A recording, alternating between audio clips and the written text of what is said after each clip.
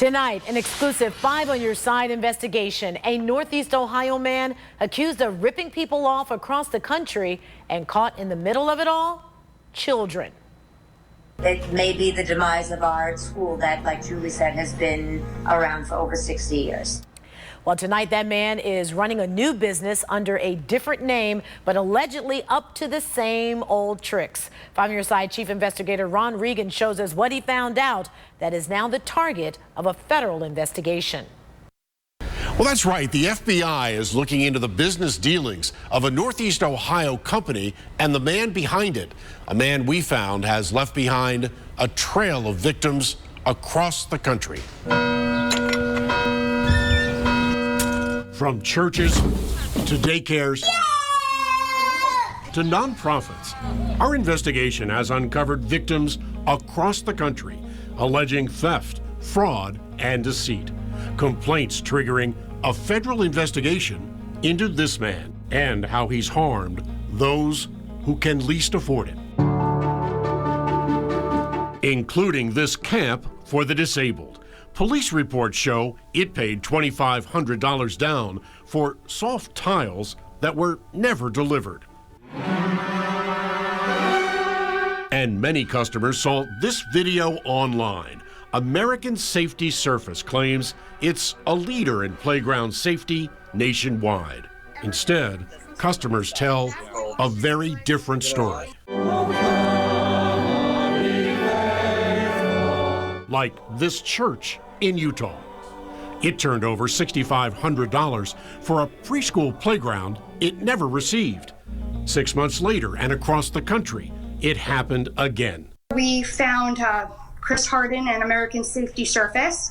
This time, a nursery school on Long Island. $28,000 for a playground it never got. We got nothing. He never came back. Chris Harden never came back. And it just was one excuse after another. And at one point, I had said to him, I hope that you're not on a beach somewhere with our money. Company records show Harden's the founder. It may be the demise of our school that, like Julie said, has been around for over 60 years. The very same month, Harden struck another deal.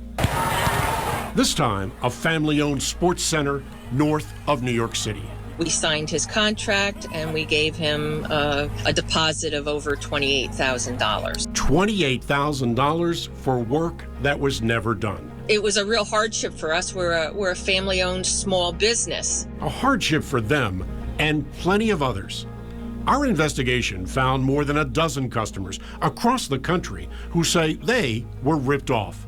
From Maryland, where a swim club and day camp paid $5,000 for a splash pad surface that was deteriorating just months after installation, to Iowa, never got my rubber decking for around my pool, where a family paid $2,000 for a deck surface it never got. And I think it's a huge injustice to the public that this gentleman still continues to be able to do that to people. To Nebraska, where another church lost $21,000. And on to South Carolina, where Harden failed to pay for materials and supplies. Between the checks that bounced and the shipments that went out very quickly, he left us holding the bag for about $400,000. Another supplier near Buffalo filed this lawsuit, won a $45,000 judgment, but never got paid. And despite being arrested in West Virginia 3 years ago, where he pled guilty to obtaining money under false pretense. I was planning to pay them back as soon as I got back on my feet. And a year later sentenced to 120 days in jail for attempted theft back home in Geauga County.